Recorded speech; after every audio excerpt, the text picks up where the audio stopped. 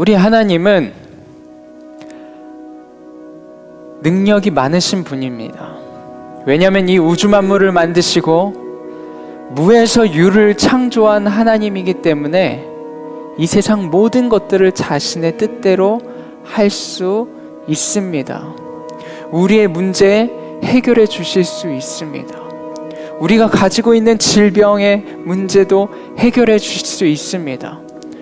예수님 당시에 죽은 자들까지도 예수님께서는 살리시는 기적을 일으키는 놀라운 전능하신 하나님이었습니다. 근데 오늘 말씀 본문에 마태복음 말씀에 보면 이런 말씀이 있습니다. 예수님께서 그 천국 복음의 비유를 사람들에게 다 말씀하신 후에 고향으로 가셨습니다. 고향으로 가셔서 그들에게 말씀을 선포하고 복음을 가르쳐 주는데 그들이 거부를 했어요. 그리고 예수님께서 이런 말씀을 하셨습니다. 예수께서 그들에게 말씀하시되 선지자가 자기 고향과 자기 집 외에서는 존경을 받지 않음이 없느니라 하시고, 그들이 믿지 않으므로 거기서 많은 능력을 행하지 아니하시니라. 뭐가 문제일까요? 고향에서는 능력을 행하지 않으셨다고 합니다. 도대체 무엇이 문제였을까요? 그들은 하나님의 어떠한 전능하신 능력을 원치 않았을까요? 이는 목수의 아들이 아니냐라고 오늘 성경 본문에는 말하고 있습니다. 고향에서 그들이 생각하는 예수는 마리아도 알고 아버지 요셉도 알고 그 형제들 야고보, 요셉, 시몬, 유다, 우리가 그 누이들과 함께 있는데 이 사람에게서 나오는 것이 어찌 됨이냐라고 생각하는 것입니다. 그냥 예수라는 사람은 목수의 아들로만 생각했던 것입니다. 목수란 그 당시에 허드렛 일을 하는 사람들이었습니다. 나무를 깎으며 이곳저곳 수리하는 사람들입니다. 남들이 부르면 하인처럼 와서 수리하고 고치고 일하던 사람들입니다. 예수님을 생각할 때 그 사람들에게는 그들의 하인 정도로 생각했던 것입니다. 그때 예수님께서 회당에서 가르치셨을 때 예수님은 능력을 행하지 않으셨다라고 이야기합니다. 무엇이 문제였을까요? 예수님이 능력이 없으셔서 그랬을까요? 하나님께서 일하실 수 없는 그곳은 하나님을 받아들이지 않는 사람들입니다. 하나님을 선입견을 가지고 선입관을 가지고 아무런 기대감 없이 아무런 소망 없이 그저 예수님을 바라보고 있는 그들의 마음의 그 밭이 천국 복음을 받아들이지 못하고 그들의 그 마음의 밭이 예수님의 능력을 제한한다라는 거예요.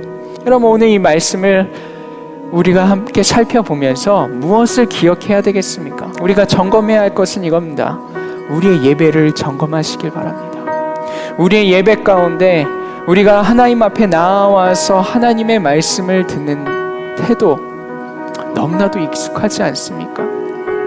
우리가 하나님 앞에 기도를 드리는 것, 아니 우리의 몸이 너무나도 아프고 우리의 삶에 문제가 있어서 하나님 앞에 나와 목회자들 통해서 기도를 받을 때 여러분 어떤 마음으로 기도를 받고 예배를 드리며 하나님을 만나고 계십니까? 혹 이런 마음은 아니십니까? 이번 주일날 예배에 가면 무슨 기적의 역사가 일어날까? 내가 하나님과의 그 만남 가운데 전혀 아무런 기대감이 없는 거예요. 그냥 내가 늘 나가던 나의 교회, 그냥 형식적으로 내가 다니는 그냥 나의 예배. 그렇다면 우리의 예배 가운데 하나님께서는 아무런 능력도 우리에게 행하실 수 없다라는 거예요.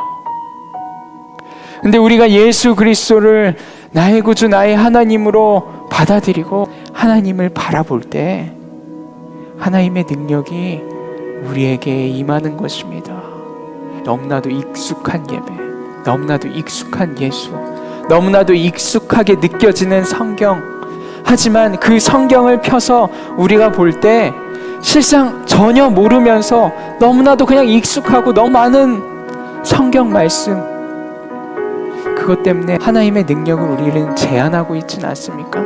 나의 삶을 변화시키고 나의 모든 것을 치유하여 주시고 회복시켜 주실 수 있는 그 전능하신 하나님의 능력을 우리가 제한하고 있지는 않습니까? 그렇다면 여러분, 예수 그리스도를, 우리 하나님을 예배를 통해 다시 새롭게 만나실 수 있길 바랍니다.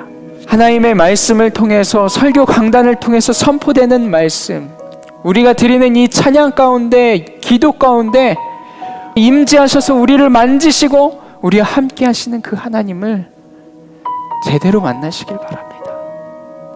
하나님의 능력을 경험할 수 있는 우리 청바지 공동체가 되었으면 좋겠습니다.